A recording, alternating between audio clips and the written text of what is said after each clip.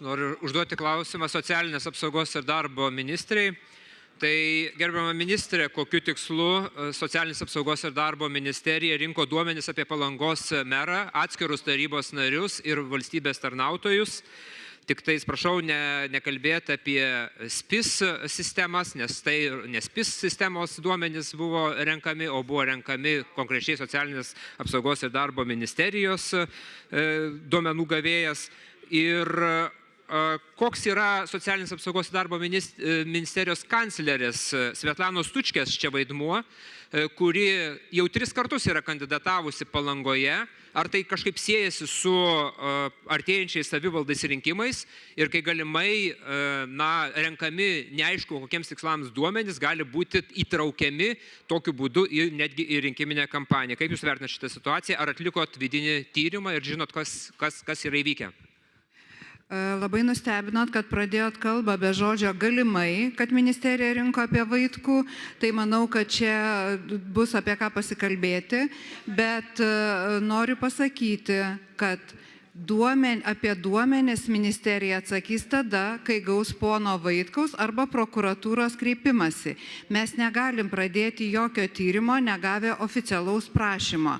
Kitas dalykas, aš jums pasakysiu labai paprastai. Aš ir kalbėsiu apie SPIS, nes vienas žmogus dabar kreipėsi, nes Sadmas parašyta, kad domėjosi. Ir jo duomenimis domėjosi todėl, kad jo buto savininkas prieš 10 metų paprašė paramos. Ir įtraukė ten yra plataus masto tiesiog algoritmas. Tai prieš kaltinant prašyčiau šiek tiek pasidomėti, o kai bus gautas užklausimas, bus labai aiškus atsakymas. Ir nei kanclerė, nei kas nors kitas prie šių duomenų nelenda ir net neturi tokios galimybės, jau nekalbant apie teisės. Dėkojame ir prieš suteikiant žodį klausti Dainiui Varnui, kuris dabar ruošiasi, nori informuoti, kad kolegos galėtumėte pergalvoti dėl savo klausimų, kad Robertas Kaunas yra komandiruotėje, nedalyvauja, Jūras Staminskas komandiruotėje, bet gali atvykti ir žadėjo galbūt tik tai vėluos, Kęstutis Budrys komandiruotėje, Vladislav Kondratovič komandiruotėje. Taigi, sekantis klausia Dainius Varnas, prašom. Ekonomikos ir inovacijų ministrui klausimas. Gerbiamas ministrė, verslas jau kurį laiką kalba apie nesuderintas taisyklės tarp muitinės ir inovacijų ministerijos. Jūsų partijos kolega Valius Ąžuolas dažnai šitas problemas kelia. Ir kas kaltas būtent dėl muitinės ir inovacijų ministerijos nesusikalbėjimo, nes verslas patiria didesnės išlaidas, tie kaštai auga ir prekių tranzitas ir judėjimas per Lietuvą yra trukdomas. Ačiū gerbiamas Seimo narių už jūsų klausimą. Tik dabar bandau suprasti, kur tiesioginę sąsają turi ekonomikos inovacijų ministerija ir inovacijų agentūra su muitinė. Jeigu jūs klausėt apie eksporto licenzijas, tai tada galiu patikslinti, kad dabar čia ekonomikos inovacijų ministerija yra parengusi dėl komisijos sutarties pakeitimus, kas pagreitintų procedūras, bet tiesiog gal galėtumėt patikslinti tą klausimą raštu, tada tiksliai žinočiau, apie ką kalba yra, nes tiesiog tarp Eimino ir muitinės santykio tikrai bandau suprasti, apie ką kalba. Klausia Viktorija Čmilytė Nilsen, prašom. Dėkuoju, gerbiamas pirmininkaujate. Mano klausimas yra premjerė. Gerbiama premjerė, trišalėje taryboje profesinės sąjungos ir verslas sutarė dėl minimalios algos kėlimo ir dėl NPD nuosaikaus didėjimo. Tačiau vyriausybė šio sutarimo turinio net nesvarstė ir savo sprendimą pasiūlė. Ar neparadoksalu, kad valdant nominaliai kairiai vyriausybei tikrasis socialinis dialogas nevyko arba bent jau įvykęs, į jį nebuvo įsiklausyta iš jūsų, iš vyriausybės pusės. Ir tikrai ypatingai paradoksaliai skamba tai kaip paskutinis, galima sakyti, jūsų vadovaujamos vyriausybės sprendimas, turint galvoje ir jūsų patirtį ilgametę darbo profsąjungose. Ačiū labai už klausimą. Iš tiesų buvo duotas aiškus pažadas tiek profesiniam sąjungom, tiek darbdaviam dar pavasarį ir jų buvo prašyta susitarti dėl minimalaus darbo užmokesčio. Ir tuomet mes tikrai pažadėjome, kad jeigu jie susitars dėl dydžio, kad mes papildomai to dydžio nesvarstysim, o priimsim jų susitarimą. Bet lygiai taip pat buvo kalbama ir apie neapmokestinamą pajamų dydį ir sakėme, kad šitas klausimas yra svarstomas kartu su biudžetu ir galutinį sprendimą priima Seimas.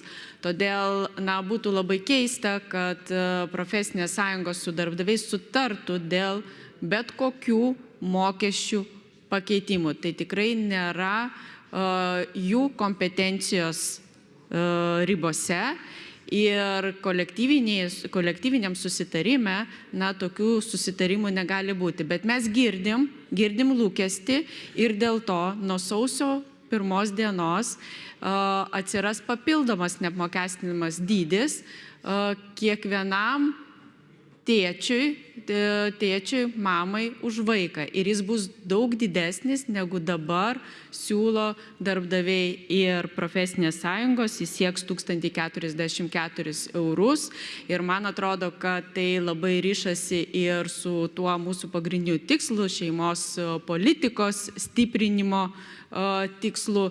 Tai šiai dienai siūlome 8% plus didėjimą minimalios algos ir nuo sausio 1 ir taip pat nuo sausio 1 papildomą neapmokestinimą dydį už kiekvieną vaiką, kuris ženkliai turėtų pagerinti pajamas mūsų šeimom. Klausia Artūras Zuokas, prašom. Dėkoju, norėčiau užduoti klausimą gerbiamam aplinkos ministrui. Salininkose yra statybinių atliekų sąvartynas. Kaip rodo dokumentai, didžia dalimi įrengtas arba sukauptos atliekos yra neteisėtai.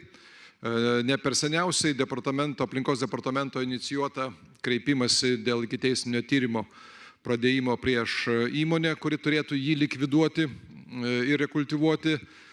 Prokurorai nutraukė ikiteisminį tyrimą ir Salininkose didžiulė atliekų krūva tiesiai prieš gyventojų langus. Pagal paskaičiavimus, norint pašalinti, tuos skaičiavimus atliko taip pat aplinkos departamentas ar agentūra, reikalinga suma 1,2 milijono eurų. Žiūrinti visą istoriją, aš manau, kad čia yra atsakomybė aplinkos departamento ar aplinkos ministerijos, nes dėl reglamentavimo netobulumo šiandien gyventojai tampa įkaitais. Tai ar aplinkos ministerija finansuos ir imsis veiksmų, kaip išvalyti minėtą statybinių atliekų aikštelę Salininkose?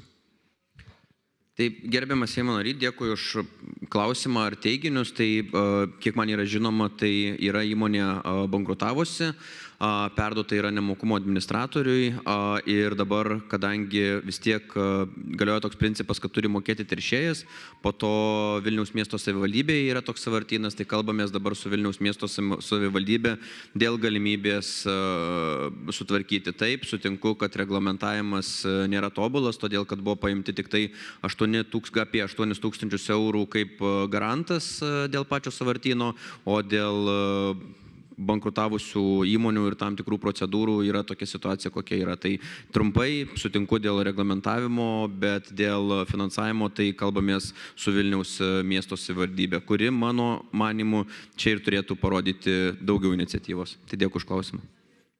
Klausia Karolis Podolskis, prašom. Ačiū, mano klausimas finansų ministrui. Noriu dar grįžti prie atsiskaitimo grynaisiais pinigais klausimų ir išgirsti ministerijos poziciją. Tai šiuo klausimu esat pasisakęs, jog jeigu ta riba nuo 5 tūkstančių būtų sumažinta iki 3 tūkstančių ar padidinta iki 10 tūkstančių, tai iš principo didesnio poveikio šešėliui nebūtų nei į vieną pusę, nei į kitą pusę, jeigu būtų keičiama. Tai mano klausimas, kai bus grįžta prie šito klausimo, tai ar vis tik pritartumėt, jeigu, sakykim, būtų einama link to, kad ta riba būtų padidinta nuo 5 iki 10 tūkstančių? Koks jūsų vertinimas ir matymas? Ačiū. Dėkui gerbiamas Seimo nariai už klausimą. Tai atsiskaitimų grynaisiais pinigais tema buvo iškilusi. Finansų ministerijoje atlikom ganėtinai išsame analizę, apklausėm nemažai institucijų jų nuomonės. Nuomonės tikrai labai išsiskyrė ir buvo skirtingos. Taip pat vertinam tai, kad klausimas ganėtinai jautrus visuomenėje. Šiaip visumoje siūlytume tą ribą palikti ir jos iš viso nejudinti. Klausia Aidas Gedvilas. Prašom.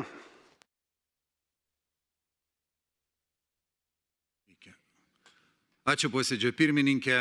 Dėl Baltijos šalių elektros tinklų sinchronizacijos su kontinentinė Europa, kuri kainavo 1,6 milijardo eurų. Noriu paklausti, ar energetikos ministerijai su finansų ministerija jau yra atlikusios šių investicinių kaštų naudos vertinimą? Ar galite įvardinti, kokią ekonominę naudą gaus Lietuvos gyventojai ir verslas per artimiausią dešimtmetį? Ar kol kas turime tik geopolitinę, bet ne ekonominį šio projekto pagrindimą?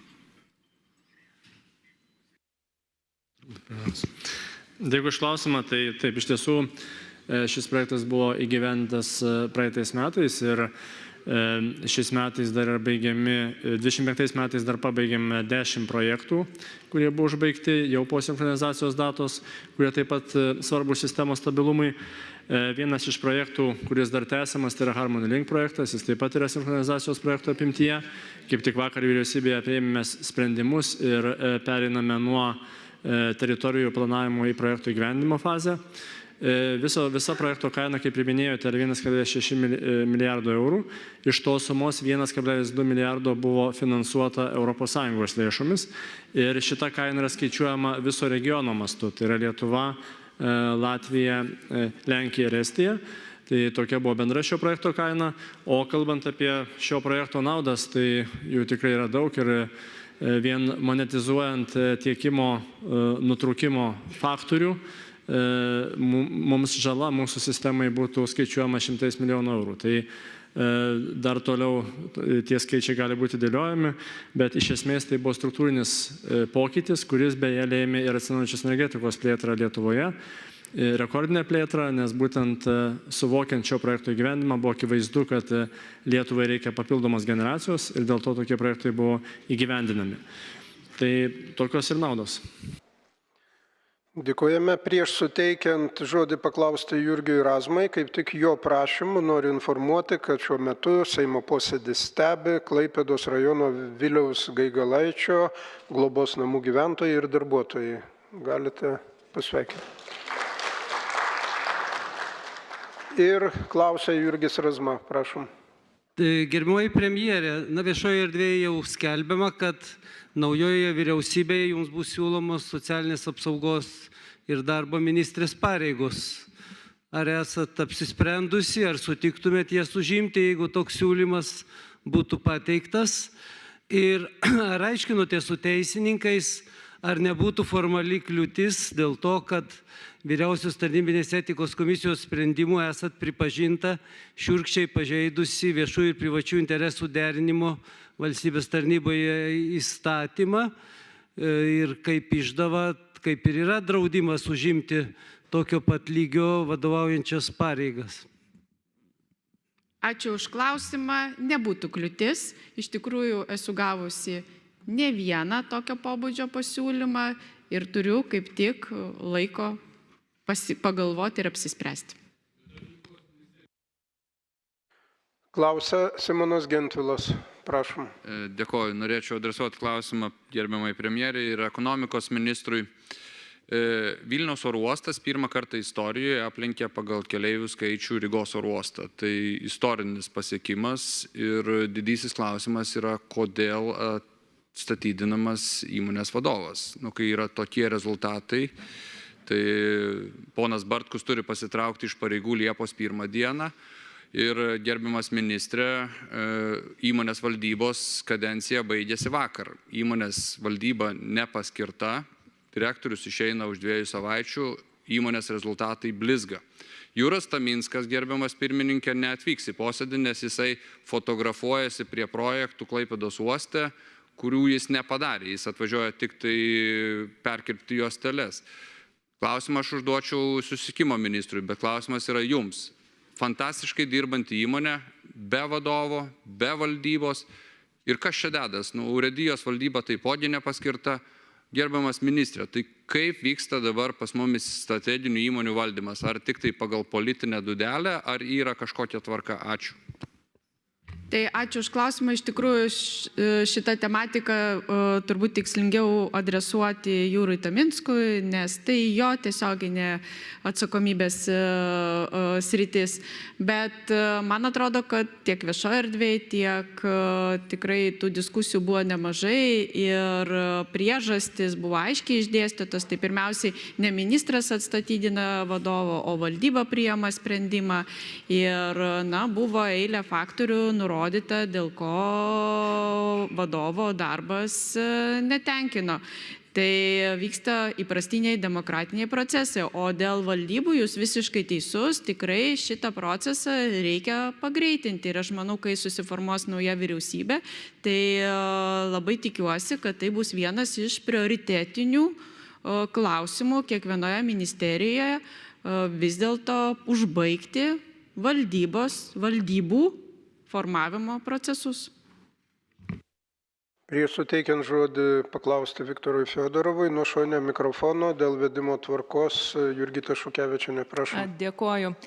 Mūsų vyriausybės valandą šiandien stebi Kauno rajono delegacija, kurią labai sveikina švietimo, mokslo ir sporto ministrė Raminta Popovienė ir kiti ministrai ir kolegos Seimo nariai. Klausimą matyt patikslinti pageidauja Simonas Gentvilas, nuošonio mikrofono, prašom. Aš nepatikslinti, aš atsakymą nesulaukiau iš ekonomikos ministro, kuris atsakingas už įmonių valdymo politiką. Gal ekonomikos ministras galėtų? Ačiū gerbiamas Seimo narių už jūsų klausimą. Tai iš valstybės valdomų įmonių, tai kaip tik norėčiau pasidžiaugti pastarausiamis iniciatyvomis, kai mes stipriname tiek valdymo koordinavimo centro darbą, tiek ir apskritai valdybos narių nepriklausomumas, o teisės aktų pakeitimais, kurie buvo prieš 2 savaitės atnešti čia į Seimą, taip pat praplečiant ne tik valstybės valdomas įmonės, bet ir savivaldybės valdomas įmonės. Ir gerbiamas Seimo nariai, tiesiog norėčiau paraginti pasitiksinti sąrangą, kokios institucijos priklauso kokioms ministerijoms, kaip šiuo atveju oro uostai priklauso susisiekimo ministerijai, o miškų urėdija aplinkos ministerijai. Bet vėlgi, kaip ir minėjau, tikrai 20 vyriausybės vienas iš prioritetų buvo irgi valstybės valdomų įmonių valdybų atrankos nepriklausomų narių nepriklausomumo ir skaidrumo stiprinimas, ką sėkmingai gyvendiname, ir praplėtimas į savivaldybės valdomas įmonės, kad turėtumėm kuo daugiau skaidrumo, efektyvumo ir našumo valstybėje. Ačiū už jūsų klausimą. Klausia Viktoras Fiodorovas, prašom.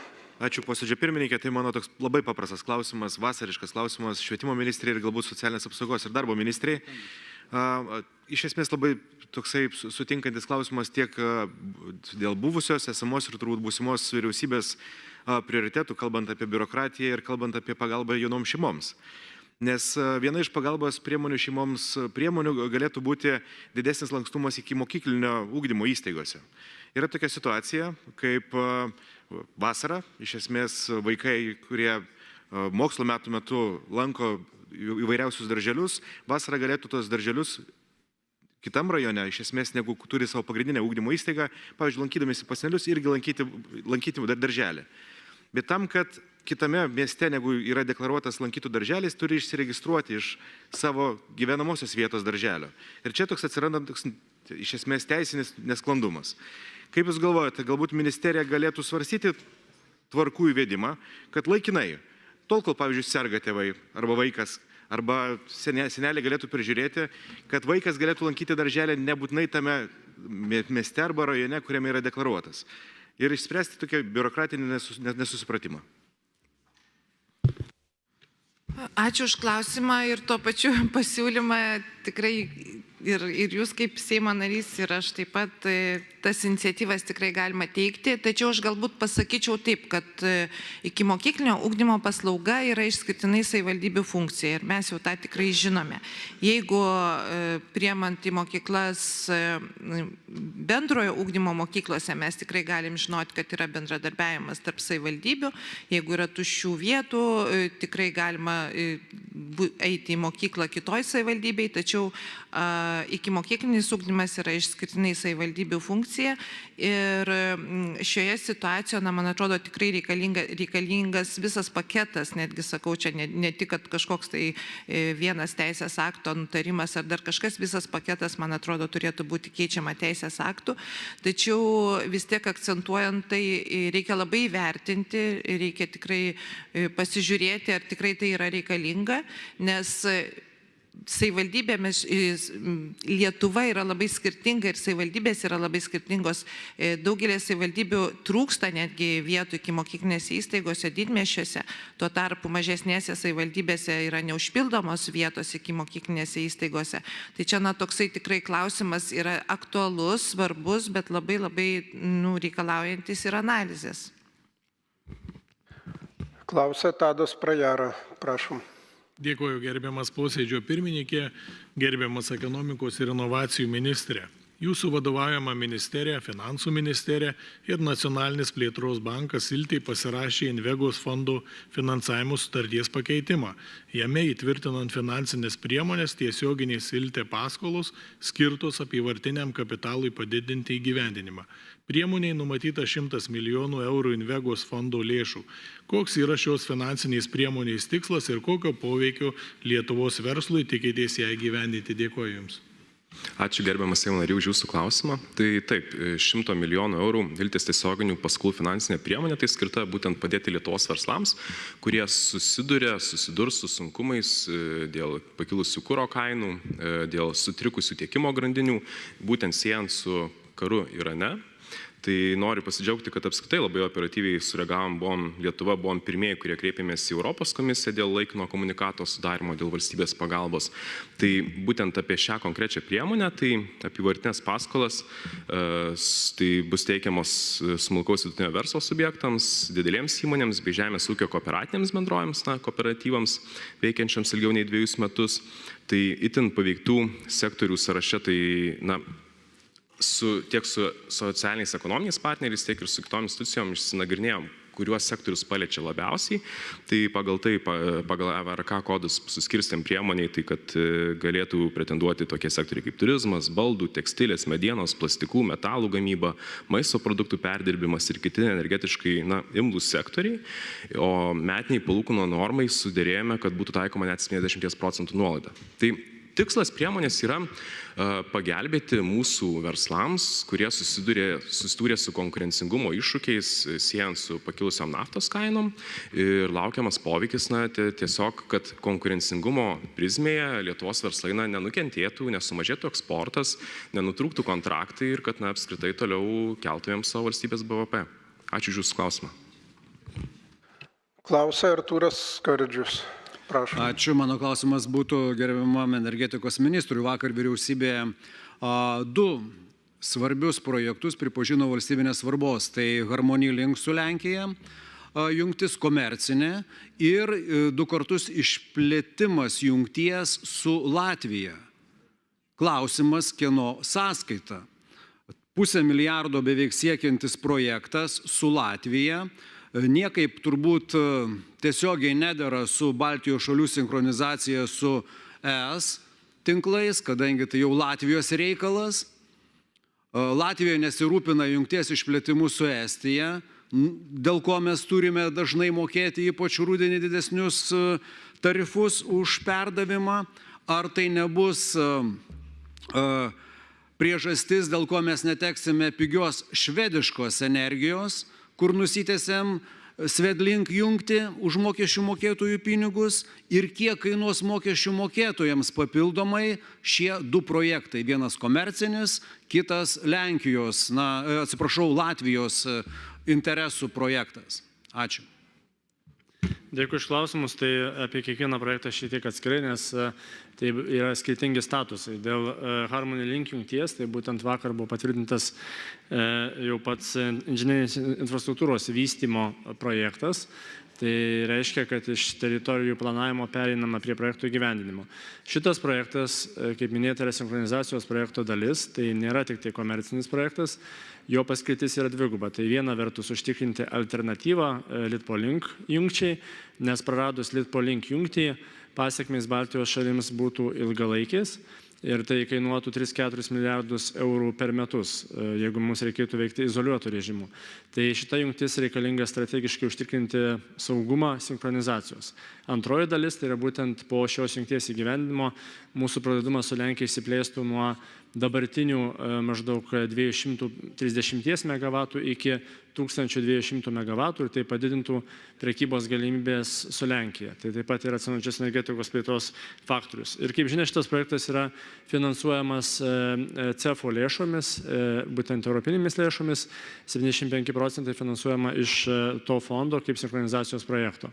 Dėl Lietuvos ir Latvijos jungčių praplėtimo, tai čia yra priimtas sprendimas, kaip priminėjote teisingai, būtent ypatingos valstybinės svarbos projektas ir tai yra daroma dėl supaprastintų planavimo procedūrų. Šitam projektui taip pat planuojama teikti paraišką į bendro interesų projekto statusą, tai yra būtent europinio projekto ir be abejo jisai galėtų būti plėtojamas tokiu atveju, jeigu būtų gaudamas europinis finansavimas. O jo poreikis taip pat susijęs ir su rinkų integracija, ir su atsinaujinančios energetikos plėtra. Tai be abejo kaštų požiūris bus optimaliai sudėliotas, bet dabartinės procedūros reikalauja būtent šių sprendimų. O dėl bendro intereso projekto statuso tai bus daroma artimiausiu metu ir paraiška bus teikiama, ir kad jisai turėtų tokį statusą ir gautų finansavimą ateityje. Klausia Daiva Ulbinaitė, prašom. Ačiū. Mano klausimas socialinės apsaugos ir darbo ministrei, gal dar visgi liksite ministre. Parama jaunų šeimų būstui. Iš tikrųjų, šiemet baigėsi per 10 minučių, pernai baigėsi per 6 minutės. Akivaizdu, kad tai nėra normali socialinės paramos sistema, o labiau panašiai tokia loterija, ar ne, kurioje laimi nebūtinai tie, kam labiausiai reikia tos paramos, o tie, kurie geba greičiausiai paraišką matyti užpildyti, ar ne? Tai todėl klausiu labai konkrečiai, kas vis tik tai prisima atsakomybę už šią nesėkmingą tvarką? Ar ministerija pripažįsta, kad eilių atsisakymas buvo klaida? Ir kada bus pateiktas sprendimas, kad parama būtų skirstoma pagal aiškų eiliškumą, pagal aiškų poreikį ir socialinį teisingumą, o ne pagal tų pirmų minučių varžybas? Ačiū už klausimą.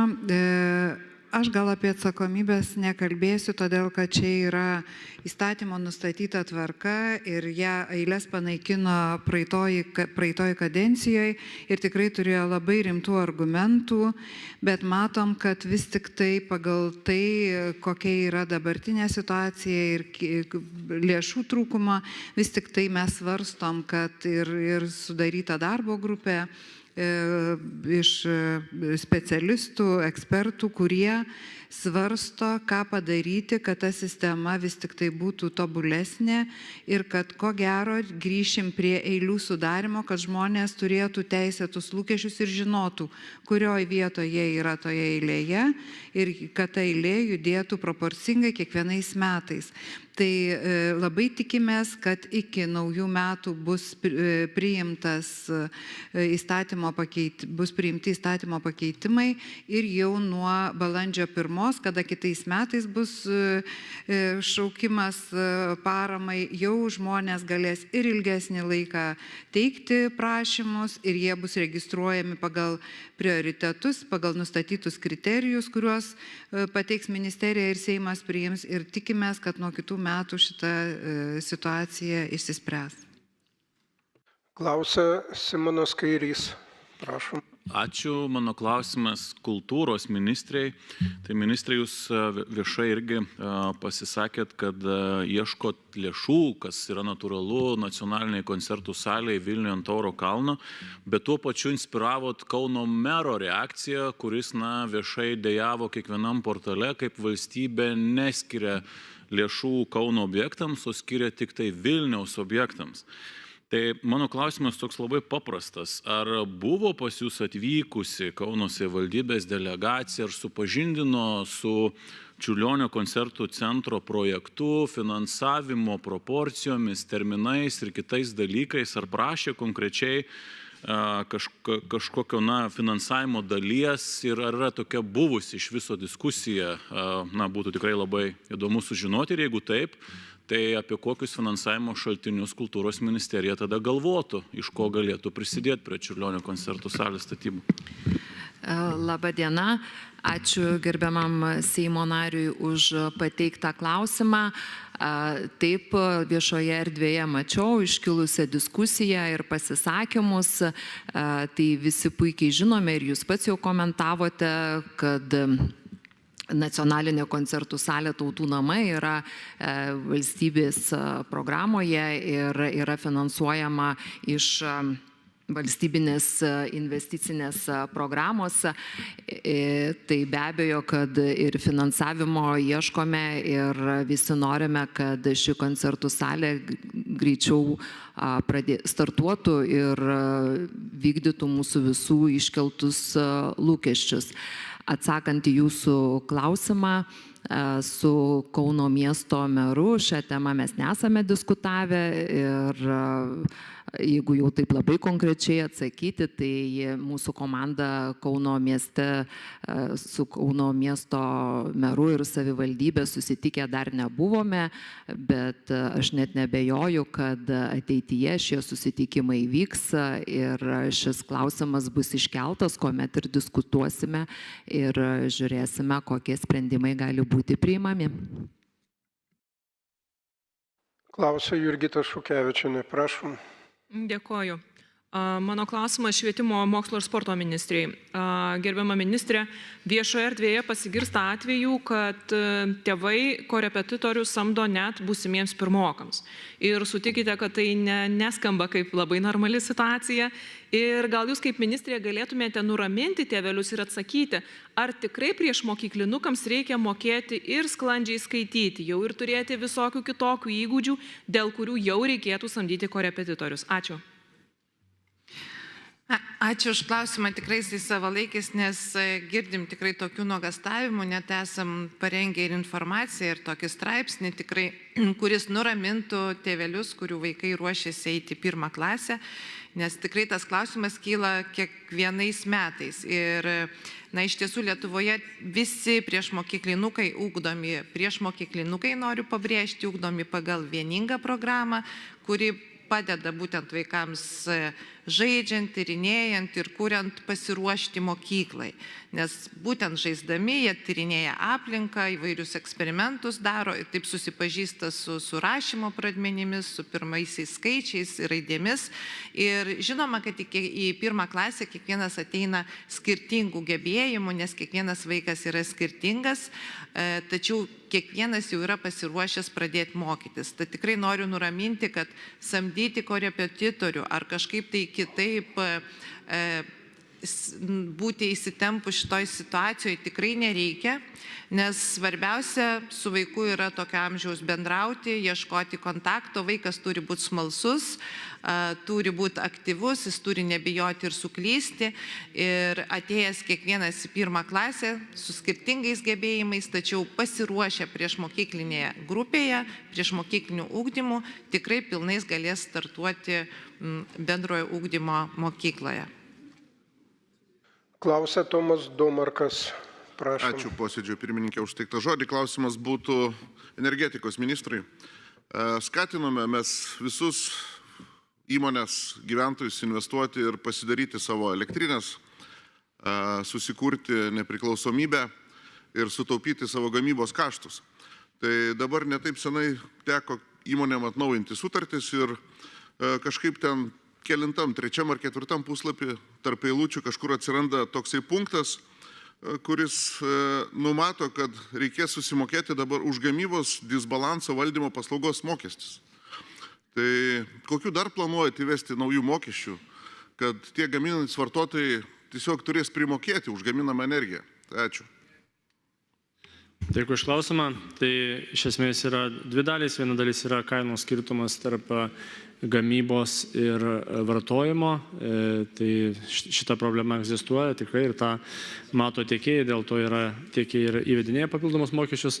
Antroji dalis yra disbalanso kaštai ir šitoje apimtyje jau buvo priimti sprendimai, kad mažinti disbalanso kaštus būtent jau nuo sausio 1 dienos ESO dalyje yra 15 minučių intervalų galima prognozuoti gamybą ir tai tiekėjams taip pat padėjo susimažinti šituos kaštus, apie 25% sumažėjo. Kita dalis taip pat yra likusi ir dėl šios dalies taip pat yra papildomai diskutuojama ir su Lidridu. Iki šiol tai buvo dengiama Lidrido dalyje, tai reiškia, kad visi vartotojai už tai mokėjo ir palaipsniui išeinant į rinką ta dalis persikėlė į tiekėjų dalį. Dėl to sąskaitoje tokia dedamoji ir atsirado. Bet kokiu atveju šitie kaštai buvo ir anksčiau, jie yra dabar, tik tai yra skirtingos mokesčio eilutės. Turėtų klausti Audrius Petrošius, bet jo nėra. Tuomet klausia Eugenijus Gentvilas. Prašom. Kreipiuosi į gerbiamą premjerę, bet tokios socialinės politikos klausimais dėl antros pensijų pakopos.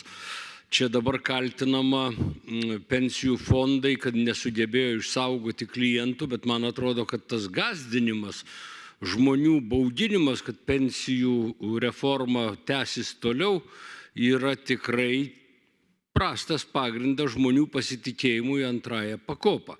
Tai pavyzdžiui, Seimo biudžeto finansų komiteto pirmininkas Sysas vėl siūlo, kad atimti valstybės prisidėjimą, tai tikrai nestiprina žmonių pasitikėjimą tais fondais. Tai mano visai pozityvus klausimas, be jokių užkulisių jums, premjerė, kur jūs bedirbtumėte po to. Kaip jūs vertinate konkrečiai pono Syso siūlymą atimti valstybės prisidėjimą prie kaupimo?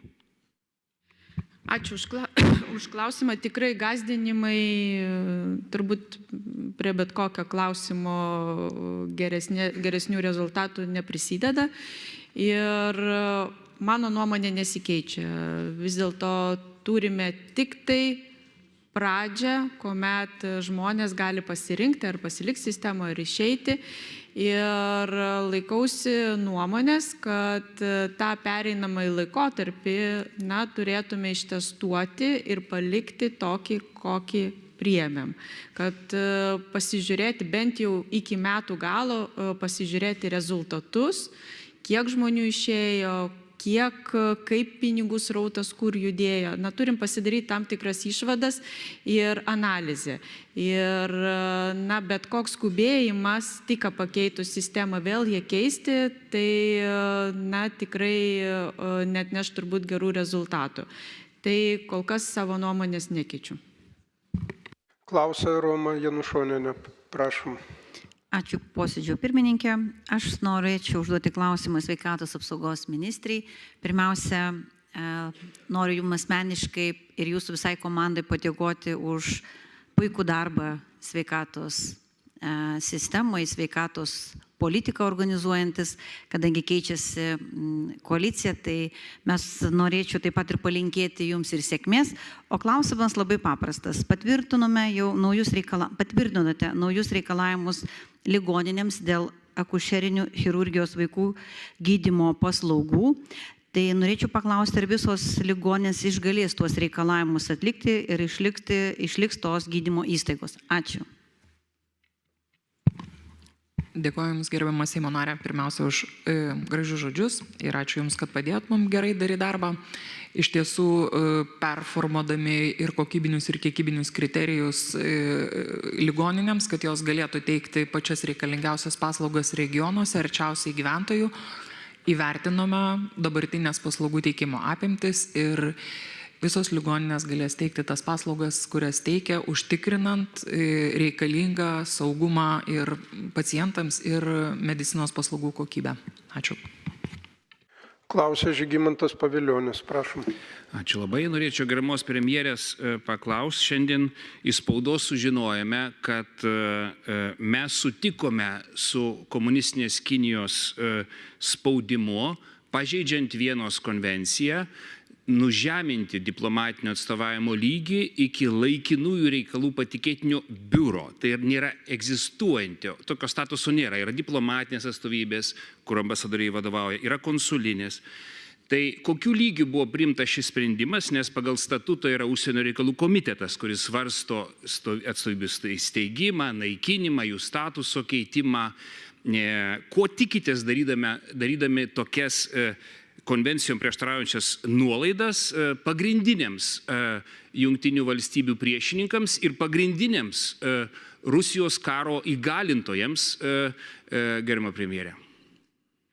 Ačiū už klausimą. Tai šiai dienai kol kas vyksta pokalbiai ir dar konkretus veiksmai yra nepriimti, bet tai nėra ir paslaptis turbūt, kad ir mūsų vyriausybės programoje ir koalicinėje sutartyje kalbame apie tai, kad mes einame tuo keliu, kad normalizuoti santykius su Kinija.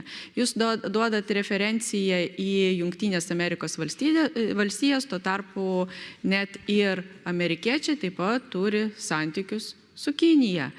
Tai mes nekalbam apie tam tikras draugystės, bet mūsų piliečiam gauti dabar vizą reikia važiuoti į kitą šalį, tam tikrus klausimus susitvarkyti, reikia irgi važiuoti į kitą šalį, tai minimalūs techniniai kažkokie tai diplomatiniai standartai, man atrodo, kad turėtų atsirasti ir Lietuvoje. Klausia Vitalijus Gailius. Prašau. Ačiū, gerbiamas posėdžio pirmininkė, gerbiama ministrė pirmininkė. Klausimas jums, kadangi krašto apsaugos ministro nėra, o jūs, kaip linkiu jums sėkmės tapti aplinkos ministre, šios ministerijos sistemoje yra ir statybos, ir teritorijų planavimo statybos inspekcija, tai turėsite papildomų patirčių. Taip, klausimas paprastas ir labai atsakingas. Rūdininkų infrastruktūra, naujas rangovas, naujas brokas, didelis ruožas, krašto apsaugos ministras slapukauja, jokios komunikacijos nėra, informacijos nėra. Ar vyriausybė yra informuota apie naują kritinį broką kito rangovo vykdytose statybos darbuose, kelio statybos darbuose Rūdininkų poligone? Didelės vertės objektas, brokas akivaizdus mano nuomonė, ir ar vyriausybė jau žino, ar ministrė pirmininkė yra informuota? Ačiū labai už jūsų pasitikėjimą ir kad mane matote ne vienoje ministerijoje, o ir keliose.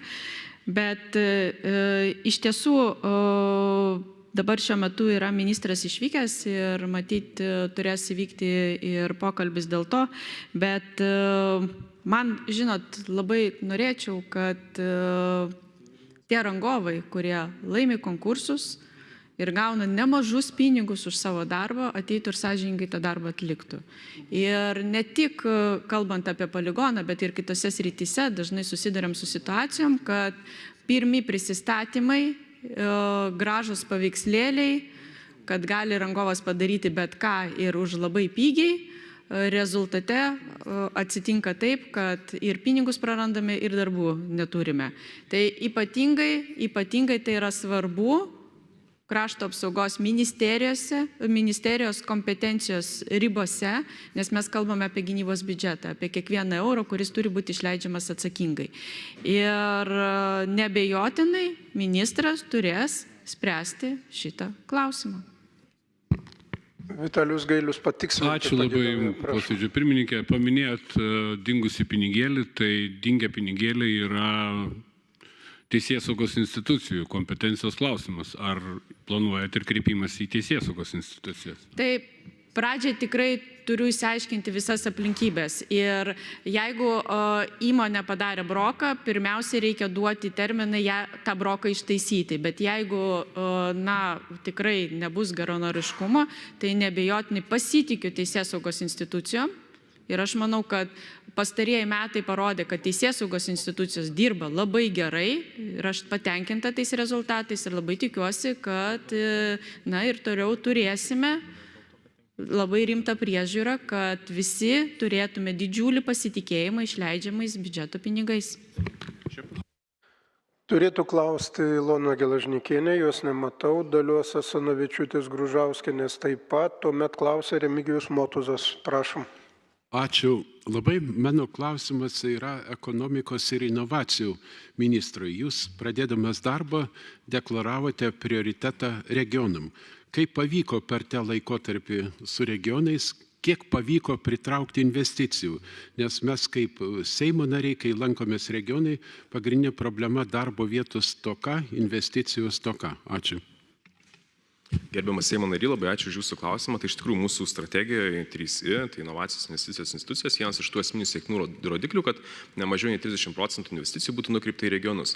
Tai jeigu žiūrėtumėm ne tik į tiesioginių užsienio investicijų statistiką, o naujų investicinių projektų geografinį pasiskirstimą, tai matyti, kad gana aiškus poslinkis iš Vilniaus į regionus jau įvyko per pastaruosius, matuokim 9 mėnesius, nes iki 2023-2024 metų tai didžioji dalis aukštos pridėtinės vertės investicijų koncentravosi Vilniuje, tai į fintechą, IT sektorių, paslaugų centrus, dalis Kaune, tai gamyba, inžinerija ir iš dalies Klaipėdoje. Ir daugelis Investuok Lietuvoje projektų buvo orientuoti į verslo paslaugų centrus, programinės įrangos kūrimą, fintechus ir panašiai. Tai natūraliai traukėsi į didmiesčius ir dėl talentų koncentracijos būtent šių sektorių, o nuo 2025 metų noriu pabrėžti jau ir iniciatyvinius procesus įvykusius, tai nauji pramonės parkai Plungėje, Utenoje, Telšiuose, nes irgi, ką mes identifikavom, pradėję darbuotis, kad labai dažnai yra, kalbant su investuotojais, tiesiog trūkumas sklypų, tai suinventorizavom visą Lietuvą, noriu padėkoti ir savivaldybių asociacijai, atskiroms savivaldybėms, kurie pateikė sklypus, kuriuos mes tiesiog dar galime katalogo principų pateikti kiekvienam potencialiam investuotojui. Tada kitas yra inovacijų, tas jau hubų vaidmuo, tai 5 nauji inovacijų agentūros spiečiai steigiami, jau šiuo metu procesas vyksta, tai Mažeikiuose, Šakiuose, Lazdijuose, Šalčininkuose ir Anykščiuose. Ir kitas dalykas yra tikslinės priemonės, kurias nukreipiam būtent į regionus, tai pavardinsiu, pagarsinsiu, tai 10 milijonų eurų dirbtinio intelekto sprendimams Vidurio Vakarų Lietuvoje, 5 milijonai eurų regionų startuoliams, irgi, kad ten išjudinti tuos mažuosius vidutinius verslų startuolius, 3 milijonai eurų Investuok Lietuvoje regioninių investicijų pritraukimui, 12,4 milijono eurų kelių infrastruktūrai savivaldybėse vystyti į pramonės teritorijas, pramonės parkus, laisvasias ekonominės zonas, taip pat 8,2 milijono eurų investicinių teritorijų infrastruktūrai. Tai elektros energijos tiekimas, nuotekos, vanduo, visi kiti, verslams, gamybai, produkcijai reikalingi infrastruktūriniai sprendimai, 16,6 milijono eurų išskirtinai elektros tinklams, 23,8 milijono eurų Kauno regiono tvariems investiciniams projektams, būtent jau į regioną, rajoną, žiūrint ir kitas ten esančias savivaldybės. Ir nepamiršti reikia ir svarbios srities verslo, kuri regionuose aktualiai yra tas pats turizmas. Tai skiriame 2,3 milijono eurų Vidurio ir Vakarų Lietuvos turizmo sektoriui plėtoti. Tai irgi orientuota į mažasias savivaldybės, į populiarinimą, pritraukimą turistų ir panašiai. Tai, taip gal tiesiog rezimuojant, nes ribotas tas laikas atsakymui, tai dėmesio buvo skirta daug ir tiek ir nauji investuotojai tai tikrai dairosi į regionus, nes ir ta dinamika pasikeitus investuotojų, dydis, netgi prioritetai, kai kalbam apie gynybos saugumo pramonę, kur tikrai turime dabar vadinamajam pipeline daug projektų, jiems reikia didelių sklypų, kuriuos gali pasiūlyti mūsų regionų savivaldybės. Tai labai ačiū už jūsų klausimą. Ar kiti ministrai pagėdauja atsakyti taip pat, kurie buvo paminėti? Nėra pagėdaujančių. Tai, gerbiami kolegos, dėkoju ministrai pirmininkiai, visiems vyriausybės nariams. Jūs atsakėte į visų Seimo narių, kurie buvo užsirašę paklausti klausimus. Ir pagal dar Simonas Gentvilas nuo šonio mikrofono dėl vedimo tvarkos, prašom. Gerbiamas Seimo vicepirmininkė, o kur yra susisiekimo ministras, minėjot, kad turi vėluodamas atvykti? Mano informacija, kad jis yra komandiruotėje Lietuvoje. Aha. O tai prioritetas tarp Seimo posėdžių ir komandiruotės koks tenai taikomas? Aš negaliu atsakyti tos klausimus, ne mano kompetencija, turbūt reikėtų atskirai išsiaiškinti su ministrė pirmininkė, galimai ir su pačiu ministru.